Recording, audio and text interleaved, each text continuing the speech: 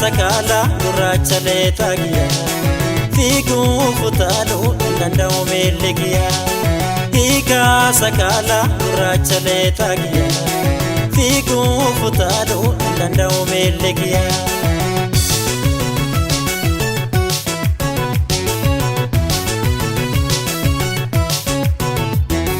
yadirree sheekuse ani baale mule yadirree sheekuse ani baale mule si barbaacha nufa esa teeta mule si barbaacha nufa esa teeta mule kalloon talabaale tamutti migira kalloon talabaale tamutti migira gabaabute jennaan dhufeeroo beejira gabaabute jennaan dhufeeroo beejira hiikaa sakala gurraacha leexaagiya fiiguu futaaluu danda'u meellegiya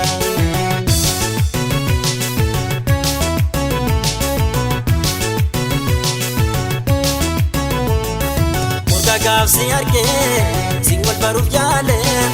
mamna gattee deemta yaa bareeddu baale tana naagaa sara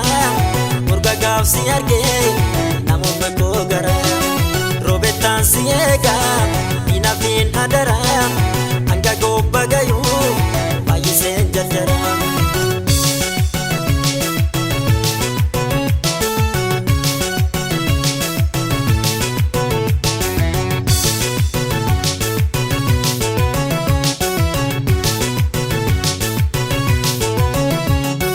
hiikaa sakala gurraacha leexaagiya fiiguu futaaluu danda'u meellegiya hiikaa sakala gurraacha leexaagiya fiiguu futaaluu danda'u meellegiya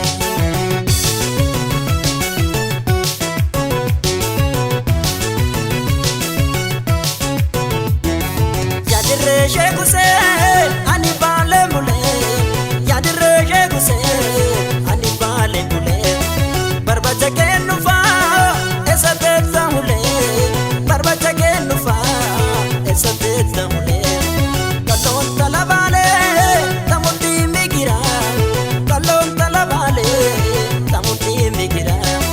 gabaabute jennaan dhufeeroo beejira gabaabute jennaan dhufeeroo beejira hiikaa sakala gurraacha leexaagiya fiiguu futaaluu danda'u meellegiya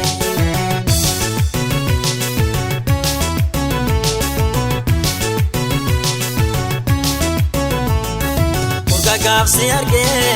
sin wal baruuf yaale mamna gattee deemta yaa bareeddu baale tana naagaa sara murga gaafsi argee namuma koo gara robetaan si eegaa inafiin adara hanga gobba gayuu baay'isee jarjara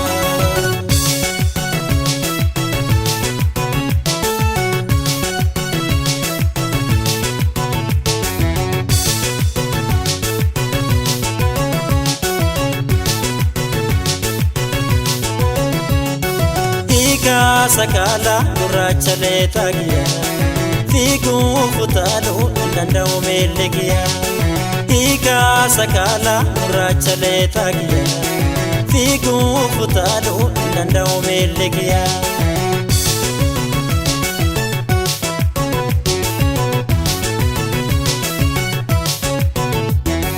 yadirree sheekuse ani baale mule yadirree sheekuse ani baale mule barbaacha kennufa esa teeta mule si barbaacha nufa esa teeta mule kalloon talabaale tamutti migira kalloon talabaale tamutti migira gabaabute jennaan dhufeeroo beejira gabaabute jennaan dhufeeroo beejira hiikaa sakala gurraacha leexaagiya fiiguu futaaluu danda'u meellegiya